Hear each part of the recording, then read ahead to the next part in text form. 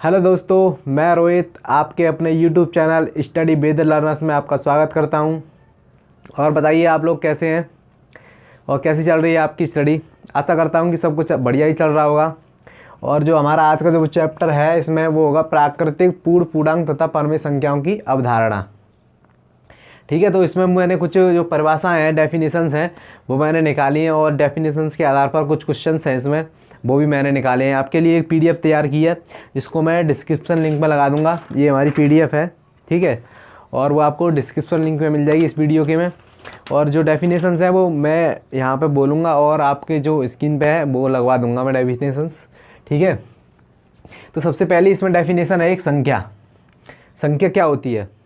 तो संख्या क्या होती है, सबसे पहले हमको संख्या के बारे में पता होना चाहिए। संख्या यानी कि हम जब भी कोई चीज़ वस्तु को देखते हैं, कि किन्हीं वस्तुओं को देखते हैं, किसी सामान को देखते हैं, तो हम उन्हें गिनते हैं कि ये कितनी हो गई, 10 हो गई, 20 हो गई, 30 हो गई। तो यानी संख्या वही चीज़ है, कितनी वस्तुएं हैं इस बात का हमें बोध होता है, उन्हें हम संख्या कहते हैं, ठीक है। संख्या कहते हैं मतलब कितनी वस्तुएं हैं इस बात का हमें बोध हो जाता है, तो उन्हीं को हम संख्या कहते हैं, ठीक है। और इसके बाद आता है हमारा संख्यांक। संख्यांक यानी इसके नाम से स्पष्ट हो रहा है संख्या को लिखने वाला अंक, यानी संख्या को लिखने वाला अंक संख्यांक होता है। यानी कि वे संकेत जिनके द्वारा संख्याओं को लिखा जाता है उन्हें हम संख्यांक कहते हैं, ठीक है। और इसके बाद आती है हमारी प्राकृतिक संख्याएं। प्राकृतिक संख्या यानी कि वे संख्याएं जो गिनने के प्रयोग में आती हैं, जैसे कि 1 2 3 4 5 6 7 8 9 10 11। प्राकृतिक संख्या हमेशा 1 से शुरू होती है। सबसे छोटी प्राकृतिक संख्या हमारी 1 होती है और सबसे बड़ी प्राकृतिक संख्या हमारी अनंत होती है। यानी कि पता ही नहीं है हमें कौन सी संख्या प्राकृतिक संख्या होगी, सबसे लास्ट वाली। सबसे छोटी 1 होती है, वो हमारी प्राकृतिक संख्या होनी है। यानी गिनती के जो प्रयोग में आती हैं वो प्राकृतिक संख्या कहलाती हैं। इसके बाद हमारा आता है पूर्ण संख्याएँ। तो पूर्ण संख्या में क्या होता है कि प्राकृतिक संख्या में अगर जो प्राकृतिक संख्या होती है उनमें जीरो को भी शामिल कर लिया जाए, प्राकृतिक संख्याओं में जीरो को भी शामिल कर लिया जाए तो उन्हें हम पूर्ण संख्या कहते हैं। यानी सबसे छोटी हमारी जो पूर्ण संख्या होती है वो 0 होती है, ठीक है, और सबसे लास्ट वाली पता नहीं हमें। और इसके बाद आती है पूर्णांक संख्याएँ। पूर्णांक संख्या यानी कि सभी धनात्मक, सभी ऋणात्मक और शून्य। सबसे इम्पोर्टेंट पार्ट है इसका शून्य। कभी कभी हम भूल जाते हैं कि धनात्मक ऋणात्मक तो हमें याद रहता है, लेकिन शून्य हम भूल जाते हैं। और एग्जाम में ज़्यादातर यही क्वेश्चन पूछा जाता है कि 0 कैसी संख्या है, पूर्णांक है कि नहीं है, तो हम कभी भी गलत कर देते हैं। तो इसमें सबसे इम्पोर्टेंट पार्ट है कि सभी धनात्मक, ऋणात्मक और शून्य हमारी पूर्णांक संख्या होती हैं। अब धनात्मक जैसे कि 1 2 3 4, ऋणात्मक जैसे -1 -2 -3 -4 और डॉट डॉट डॉट सब, ठीक है, अनंत तक होते हैं ये भी। इसके बाद आती है हमारी परमेय संख्या। परमेय संख्या क्या होती हैं? परमेय संख्या वे होती हैं जिन्हें P/Q के रूप में लिखा जा सके और जहाँ पर Q does not equal to 0, यानी कि जो अंश बट्टे हर के रूप में जिन्हें लिख सकें और जिनका हर 0 नहीं होना चाहिए, वे हमारी परमेय संख्या होती हैं। 1 2 3 4, 1/2, 2/3, 3/4 और डॉट डॉट डॉट। और जो सभी प्राकृतिक संख्याएँ होती हैं हमारी, वे सभी परमेय संख्याओं में भी आती हैं। जैसे कि मैंने लिख दिया 1 2 3, ये भी हमारी परमेय संख्या। जरूरी नहीं है कि परमेय संख्याओं में 3/4 या 4/3 या 5/6 यही आए। इसमें 1 2 3 भी आ सकता है, क्योंकि इनके नीचे भी एक लिख सकते हैं ना, यही भिन्न बनेगी, अंश बट्टे हर के रूप में लिख गई। और लेकिन कहीं पे ऐसा लिखा हो 2/0 या 5/0, तो ये हमारी परमेय संख्या नहीं होंगी, क्योंकि इनके नीचे हर 0 नहीं होना चाहिए, इनका हर जो है 0 नहीं होना चाहिए, ठीक है। इसके बाद आती है हमारी अपरमेय संख्याएँ। वे संख्याएँ होती हैं जिनका पूर्ण वर्ग नहीं बनता है, और तथा पाई एक अपरमेय संख्या है। तो पूर्ण वर्ग किनका नहीं बनता है? जैसे कि √2 हो गया, √3 हो गया, √5 हो गया और पाई। और ऐसी बहुत सी संख्याएँ होती हैं जिनका पूर्ण वर्ग नहीं बनता है। और इसके बाद आती है हमारी परमेय संख्याओं की विशेषताएं। तो परमेय संख्याओं की कुछ विशेषताएं होती हैं जिन्हें मैं आपको लिखवाता हूँ अभी। जैसे कि परमेय संख्या की विशेषता में सबसे पहले आता है 2 परमेय संख्याओं के बीच अनंत परमेय संख्याएं हो सकती हैं। अब कैसे हो सकती हैं? जैसे कोई 2 परमेय संख्या हो गई, 2 और 3 मान लो, ठीक है। अब इसके बीच में 2 से जो छोटा होगा और 3 से जो 2 से जो बड़ा होगा और 3 से जो छोटा होगा। अब बहुत सारे आ सकता है। 2 से बड़ा क्या होता है हमारा 2.5 आता है, 2.1 आता है, 2.3 आता है, 2.3 आता है और 2.31 आता है और 2.51 आता है, 2.51 आता है, 2.5 1 2 3 4 5 6, मतलब अनंत संख्या हो जाएंगी हमारी इनके बीच। कोई भी दो जब परमेय संख्या लेते हैं हमारे, कोई भी सी भी दो ले लो, उनके बीच में हमारी अनंत परमेय संख्या होती हैं। ये हमारा पहला पॉइंट है, ठीक है। इसके बाद अगला पॉइंट दिया गया है इसमें, दो परमेय संख्याओं को जोड़ने पर सदैव परमेय संख्या ही प्राप्त होगी। परमेय संख्याओं को जोड़ने पर, तो कोई सी भी परमेय संख्या ले लो, उन्हें जोड़ने पर हमेशा परमेय संख्या ही प्राप्त होती है हमें। अब मैंने ले ली 2 और 3, 2 + 3, सॉरी 2 और 5 ले लिया तो 7 हो गया, ये भी हमारी एक परमेय संख्या है। अब मैंने 1/2 ले लिया प्लस 3/2 ले लिया, 4/2 हो गया, यानी 1/2 हो गया, ये भी हमारी परमेय संख्या है। यानी कोई सी भी परमेय संख्या आप लेते हैं और उनका योग करते हैं तो हमें परमेय संख्या ही प्राप्त होती है, ठीक है। अब इसके बाद है परमेय संख्या तथा अपरमेय संख्याओं का योग तथा अंतर अपरमेय होता है। इसमें समझने की बात है, परमेय संख्या तथा अपरमेय संख्याओं का योग तथा अंतर हमेशा अपरमेय ही होता है, ये हमेशा याद रखना है हमें। जैसे कि एक हमारी परमेय संख्या होगी 2 और एक हो गई √2, इनका जोड़ कर लो और इनका अंतर कर लो, तो जी संख्याएं जो बनेंगी हमारी वे अपरमेय संख्याएं बनेंगी। कौन सी संख्या होगी? हमारी अपरमेय संख्याएं, ठीक है। इसके बाद आता है परमेय संख्या तथा अपरमेय संख्याओं का गुणनफल। पर अपरमेय संख्या ही होता है, परमेय संख्या तथा अपरमेय संख्याओं का गुणनफल भी अपरमेय संख्या ही होता है। इनका अगर गुणनफल भी करेंगे तब भी हमारा 2 जो 2 होगा वो हमारा अपरमेय संख्या ही होगी, ठीक है।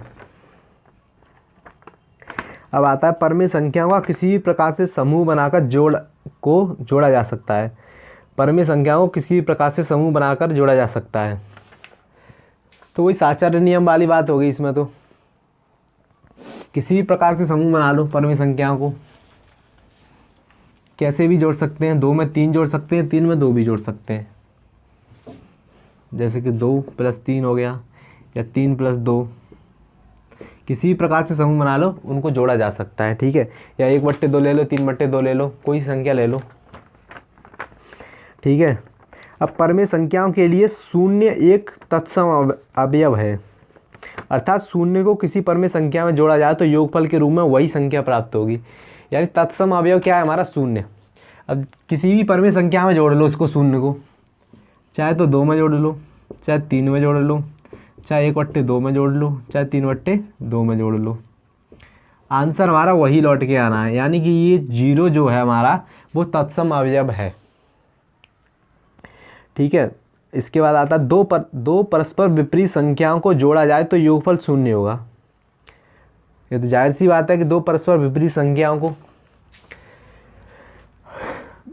2 परस्पर विपरीत परमेय संख्याओं को, जैसे -3 और +3, इनको जोड़ेंगे तो इसका आंसर तो वैसे ही 0 आना है, ये तो नॉर्मल सी बात है, ठीक है। अब यदि 2 परमेय संख्याओं का गुणनफल 1 हो तो उसमें से प्रत्येक एक दूसरे की व्युत्क्रम होगी। यानी वो कह रहा है कि जब किन्हीं 2 संख्याओं का गुणनफल 1 हो तो एक दूसरे की व्युत्क्रम होगी। जैसे कि 3/2 गुणा 2/3 बराबर 1, 3 से 3 कट जाएगा, 2 से 2 कट जाएगा। यानी कि जब भी गुणनफल 2 परमेय संख्याओं का गुणनफल 1 आएगा तो वे एक दूसरे की क्या होंगी? विपरीत होंगी। वैसे ले लिया मैंने 1/1 इंटू 1/1 बराबर 1, तो ये थोड़ा ऑड केस हो गया, ठीक है। लेकिन ये विपरीत भी होती हैं, क्योंकि विपरीत एक का विपरीत 1 भी होता है, तो इनको 1/1 इसका भी उल्टा करेंगे तो 1/1 ही रहेगा। और ऐसे ही बहुत सी सारी संख्या हो जाएंगी। अब क्वेश्चन है हमारा इसके बाद जो परमेय संख्याओं की विशेषता ही वो इतनी थी इसके बाद एक क्वेश्चन है हमारा, क्वेश्चन है कि शून्य केवल है, शून्य केवल है। तो मैंने आपको भी बताया था शून्य क्या है। इसमें ऑप्शन दिए गए हैं पूर्णांक, अपूर्णांक, परमेय, अपरमेय। तो बताइए क्या है शून्य। अभी मैंने आपको परिभाषा डेफिनेशंस बताई थी, उसमें आपको बताया था शून्य क्या है। पूर्णांक, अपूर्णांक, परमेय, अपरमेय। ठीक है, तो शून्य क्या है? पूर्णांक। शून्य क्या है? पूर्णांक। पूर्णांक संख्या कौन सी होती हैं? सभी ऋणात्मक, सभी धनात्मक तथा शून्य। बोला था मैंने, एक इंपॉर्टेंट पॉइंट है शून्य। तो शून्य भी पूर्णांक होता है। ठीक है, ये क्वेश्चन हो गया हमारा। अब इसमें दिया एक है, एक है, तो एक क्या है? भाज्य संख्या है, अभाज्य संख्या है, न तो भाज्य संख्या है ना तो अभाज्य संख्या है, इनमें से कोई नहीं। 4 ऑप्शन है इसके। तो मैंने जब आपको भाज्य अभाज्य संख्या बढ़ाई थी पहले चैप्टर में, तो याद कीजिए मैंने क्या बोला था कि एक से बड़ी बेसंख्या है, अभाज्य में भी और भाज्य में भी एक से बड़ी बेसंख्या है। तो ना एक तो ना भाज्य होगा ना भाज्य होगा। ठीक है, तो इसमें तीसरा ऑप्शन सही हो जाएगा, ना भाज्य ना भाज्य। ऑप्शन नंबर सी करेक्ट है इसका। ठीक है, अब आता है क्रमांक दो पूर्णांकों का अंतर होता है। दो पूर्णांक होते हैं, कोई भी क्रमांक दो पूर्णांक लीजिए। पूर्णांक क्या होते हैं? सभी धनात्मक, ऋणात्मक और शून्य। ठीक है, मैंने अभी बताया था सभी धनात्मक, ऋणात्मक और शून्य। तो कोई से दो क्रमांक पूर्णांक ले लो, चाहे ले लो धनात्मक चाहे ले लो ऋणात्मक। मैंने ले लिया -2 और -3, और इधर ले लिए 2 और 3, ये 4 5 ले लो। अब अंतर की बात आती है। अब किसकी बात आती है? अंतर की। अंतर का मतलब क्या होता है?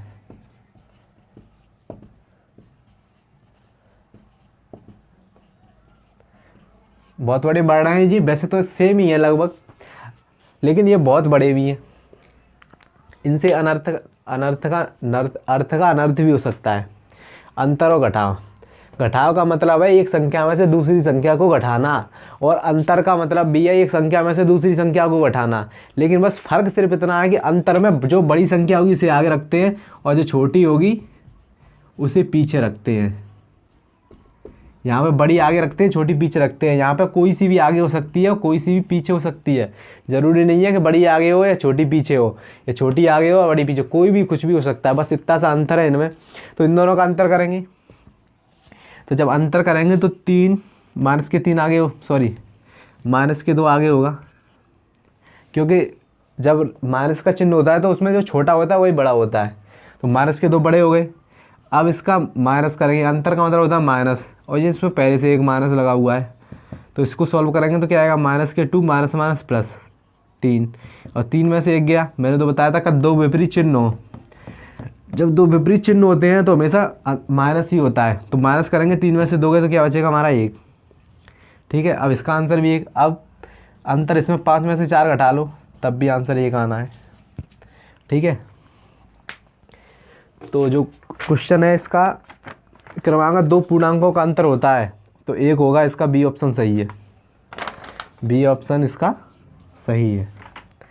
इसके बाद अगला क्वेश्चन है, ऋण पूर्णांक संख्या है। ऋण पूर्णांक संख्या है, इसमें दिए गए हैं -3/5, -5, 0 और -√7। ठीक है, तो मैंने बताया था पूर्णांक संख्याओं में सभी धनात्मक सभी ऋणात्मक, यानी धन पूर्णांक धनात्मक होंगी और ऋण पूर्णांक हमारी क्या होंगी? ऋणात्मक। तो इसमें दी गई है -3/5। मैंने इसमें ऐसा तो नहीं बताया था कि जो परमेय संख्या इसमें आती है, नहीं आती। ठीक है, तो ये ऑप्शन गलत हो गया। इसके बाद आता है -5, तो -5 होगा, -5 ही ऋण पूर्णांक होगा। लेकिन आगे है 0, 0 तो आता ही, सॉरी 0 ना धन पूर्णांक होता है ना ऋण पूर्णांक होता है। वो तो एक कहते नहीं उदासीन, न्यूट्रल होता है 0, ना धनात्मक ना ऋणात्मक में आता है ना ऋणात्मक में आता है, लेकिन आता पूर्णांक में ही है। ठीक है, अब अंडर के -7 तो अपरमेय संख्या भी इसमें नहीं आती है, तो हमारा हो गया -5 यानी बी आंसर। अब इसके बाद 5वां क्वेश्चन है, उसमें है परमेय संख्या -4/9। -4/9 से छोटी परमेय संख्या है। ठीक है, तो इसको पॉइंट में बदल लो, चेंज कर लो पहले। क्योंकि इसमें ही पॉइंट पे आंसर दिए गए हैं कई। तो इसका आंसर आएगा हमारा माइनस के 0.936, फिर 4 बचा 936, यानी 4 पे 12 आ जाएगा हमारा। क्या आ जाएगा? 4 आ जाएगा, यानी 0.4 पे 12 माइनस का। ठीक है, अब पहला ऑप्शन देखते हैं। इसमें माइनस के 1/9, इसमें पूछ रहा है छोटी, इससे छोटी याद करनी है, यानी कि इससे छोटी, माइनस में इससे बड़ा आएगा तभी तो हमारा छोटा होगा। माइनस में जो संख्या छोटी होती है वो बड़ी होती है हमेशा। तो ये माइनस के 1/9 है, यानी आंसर इससे बड़ा आना चाहिए। फिर माइनस हो गया तो 0 पॉइंट, ठीक है। अब 10 यानी 9 एकम 9, एक बचा, अब एक बचेगा, फिर 9 हो जाएगा, यानी 1 पे 12 हो गया। तो 4 बड़ा है कि 1 बड़ा है? 1 बड़ा है, यानी कि इससे बड़ी हो गई, क्योंकि जो ऋणात्मक में जो संख्या होती है, जो छोटी संख्या होती है, वही संख्या क्या होती है? हमारी बड़ी होती है। ठीक है, इसके बाद आता है 0.2/9, इसके बाद जो है 0.2/9, तो इसको हटा दो या 0 बढ़ा दो। ये प्लस की है, ये प्लस की है तो वैसे ही बड़ी हो गई। इससे छोटी याद करनी है, ये प्लस की है तो ये इससे वैसे ही बड़ी हो गई। इसके बाद आता है 4/9, 4/9 भी प्लस की है, 4/9 जो है वो भी प्लस की है, तो प्लस की है तो वो इससे वैसे ही बड़ी हो गई, तो वह तो छोटी निकालनी है। अब इसके बाद आता है माइनस के 7/9, तो यही डेफिनेटली होगी, लेकिन फिर भी एक बार निकाल के देखते हैं। माइनस 7/9, तो 0.70 हो गए, 9 छिंग 54, 9 सत्ते 54, 9 7 63, 9 8 72, तो 9 7 63, यानी 7 बार जाएगा। और 7 इससे बड़ा होता है, लेकिन है क्या ये माइनस की, तो माइनस में जो बड़ा होता है वही छोटा होता है, तो ये वाला ऑप्शन नंबर डी, इसका ऑप्शन नंबर डी है वो सही हो जाएगा। ठीक है, इसके बाद क्वेश्चन है हमारा सबसे छोटी पूर्ण संख्या लिखिए। ये 2016 में आया हुआ है बीटीसी में, सबसे छोटी पूर्ण संख्या। तो पूर्ण संख्या कौन सी सबसे छोटी? प्राकृतिक संख्या में 0 को भी शामिल कर लिया जाए, यानी कि 0 हमारी सबसे छोटी पूर्ण संख्या। तो पूर्ण संख्या बराबर क्या हो जाएगी? पूर्ण संख्या 0, सबसे छोटी पूर्ण संख्या क्या हो जाएगी हमारी? 0। इसका आंसर आएगा हमारा 0। अब इसके बाद है 100 और 110 के बीच अभाज्य संख्या लिखिए। 100 और 110 के बीच अभाज्य संख्या लिखिए कितनी है? तो 100 तो हमारी अभाज्य संख्या है नहीं, और इसके बीच में लिखनी है 101। 101 का डिवाइड किसी में नहीं आता है, तो 101 हो गई, 103 हो गई, ये आपको याद करनी पड़ेगी। 107 और 109, ये हमारी 4 होती हैं। ठीक है, 100 से 110 के बीच में। इसके बाद है 83 के अंकों को परस्पर बदलने पर प्राप्त संख्या को मूल संख्या से घटाने पर। 83 के अंकों को परस्पर बदलने से प्राप्त संख्या को, कोई अंक दिया गया हमें 83, यानी अंक नहीं, यानी संख्या दी गई है 83। ठीक है, 83 के अंकों को परस्पर बदलने से प्राप्त संख्या को, अब इसको बदलने पर प्राप्त संख्या कौन सी होगी हमारी? 38 हो जाएगी। ठीक है, मूल संख्या से घटाने पर कौन सी संख्या मिलती है? तो मूल संख्या से घटा दिया तो 3, यानी 13 में से 8 गए तो कितने बचे? 2 और 3 5 बचे। अब यहाँ रह गए 7 में से 3 गए तो कितने बचे? 4, यानी कितनी संख्या प्राप्त होगी हमें? 45। यह क्वेश्चन नंबर आपका है 8। अब इसके बाद है सबसे छोटी सम अभाज्य संख्या है। ये भी क्वेश्चन आया हुआ है 2018 में। सबसे छोटी अभाज्य संख्या, सबसे छोटी सम अभाज्य संख्या, सबसे छोटी सम अभाज्य, सबसे छोटी सम अभाज्य क्या होती है? तो अभाज्य संख्या क्या होती है? 1 से बड़ी वे संख्या है, 1 से बड़ी वे संख्या है। तो अभाज्य में 1 से बड़ी क्या आएगी? 2, और 2 सम भी है, तो सबसे छोटी अभाज्य संख्या, सबसे छोटी सम अभाज्य संख्या क्या हो जाएगी? 2। ठीक है, इसके बाद है पूर्णांक संख्याओं के में योग का तत्सम अवयव है। अभी बताया था मैंने, पूर्ण संख्याओं में योग का तत्सम अवयव क्या बताया था? पूर्ण संख्याएं देखो, जैसे कि जीरो होता है तो जीरो हमारा तत्सम अवयव होता है, यानी कि जिसके जोड़ने पर कोई या घटाने पर कोई फ़र्क नहीं पड़ता संख्या में, तो हमारा तत्सम अवयव क्या हो जाएगा, जीरो।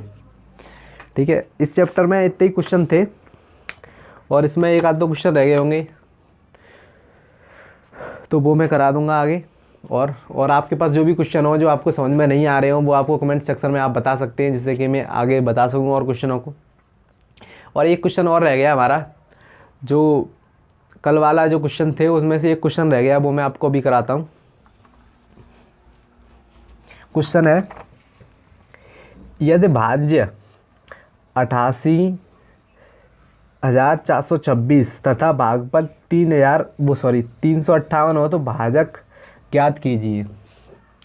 तो हमारा एक फॉर्मूला होता है, भाज्य बराबर भाजक गुणा भागफल प्लस शेषफल।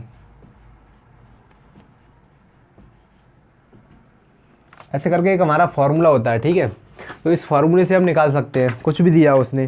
तो अब इसमें क्वेश्चन में कह रहा है कि भाज्य बराबर कितना दिया इसने, 88,426। ठीक है, अब कह रहा है भागफल 358 है, भाजक इसने दिया नहीं है, भाजक इसने दिया नहीं है, और भागफल कितना है, 358। ठीक है, और शेषफल, शेषफल अगर दिया नहीं है, दिया होता तो कुछ हो जाता, दिया नहीं है तो जीरो हो जाएगा। अब भाजक हमें निकालना है। ठीक है, ये इधर गुणा में है इसके, और ये तो जीरो हो गया, तो ये तो हमारा हट ही जाएगा। ठीक है, और ये गुणा में है तो इधर कहाँ आ जाएगा, हमारा भाग में। तो हम इसको सीधा कर लेते हैं, भाजक बराबर, ये इसके बराबर है तो ये इसके बराबर होगा, तो हमने इसको इधर लिख लिया। ठीक है, भाजक बराबर 88,426 बटे 358। ठीक है, तो अब इसको काटते हैं, 2 से काट लो पहले, 2 चौक 8, 2 चौक 8, 2 चौक 8, 2 चौक 8, और 2 दूनी 4, 2 एकम 2, और 2 तिया 6। ठीक है, अब ये कट जाएगा 2 से, 2 एकम 2, और हमारा 2 एकम 2, एक बचा 15 हो गया यहाँ पे, 2 सत्ते 14, और एक 18 हो गया, 2 निम 18, 7 और 1 8, और 9, 9 और 7, 9 7 16, 1 17। तो अब हमारा इतना आ गया। अब आगे देखते हैं,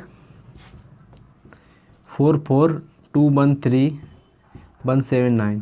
ठीक है, 9 7 16, 1 17, और 17 यानी कि 3 से नहीं जाएगा, इसमें 5 से भी नहीं जाएगा, 5 से भी नहीं जाएगा, 7 से, 7 दूनी 14, और 3 7 39, 7 से भी नहीं जा रहा, और 11 11 कम 11, 11 से भी नहीं जा रहा, 13 13 कम 13 से भी नहीं जा रहा। चलो हम डायरेक्टली इससे काट के देखते हैं इसको, ये लगभग 2 टाइम्स इसमें चला जाएगा। ठीक है, 2 बार, और 2 बार यानी कि 179 गुणा 2, 9 दूनी 18, 7 दूनी 14, 14 1 15, 15, और ये हो गया 2 एकम 2 और 1 3, यानी 358, 358 40, 442 में से 358 घटाएंगे तो क्या हो जाएगा हमारा, 58 40, 40 हो तो 42, 42 40 84, यानी कि 84 यहाँ हो गए, 84 यहाँ बचे, और एक यहाँ मिला हुआ है 841। ठीक है, अब इसमें लगभग 17 17 53 17 64, यानी 4 बार लगभग करते हैं इसका मल्टीप्लाई, तो 4 बार से क्या आ जाता है हमारा, 9 चौक 36, और 7 चौक 28, 28 और 3 31, 31 की एक हासिल लगी 3, 4 एकम 4, 4 और 3 7, 716, यानी 716 3 बार चला जाएगा इसमें। ठीक है, 716 आ गया, 716 को इसमें से घटाएंगे तो कितना बचेगा हमारा, 84 इधर और 41 इधर, 8 और 4 12, 120 और 125 हो गए, 125, यानी कि 125 तो कितना हो गया हमारा 125 है, और 3 यहाँ से। ठीक है, अब लगभग 3 किस में आता है, इसमें 9 के पारे में 3 कहाँ आता है, 9 एकम 9 9 27, 9 चौक 36, 9 15 45, 9 6 54, 9 7 63, यानी 7 बार, लगभग 7 बार ये चला जाएगा पूरा पूरा। ठीक है, तो इसका जो आंसर है वो आ जाएगा हमारा 237।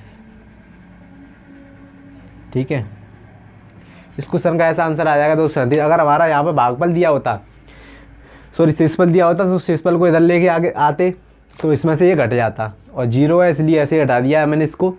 और आगे भी इस पैटर्न पे कई सवाल हो सकते हैं जो आप प्रैक्टिस के लिए घर पे कर सकते हैं। आपको ना आए तो प्लीज़ कमेंट सेक्शन में बता दें। और इसमें एक फार्मूला और है, एक फार्मूला और लिख लीजिए, गुड्य इंटू गुणक इक्वल टू क्या होता है, गुणनफल। इस पर भी कभी कभी क्वेश्चन पूछ लिया जाता है रेयर कंडीशन में, तो वो भी मैंने आपको लिखा दिया है।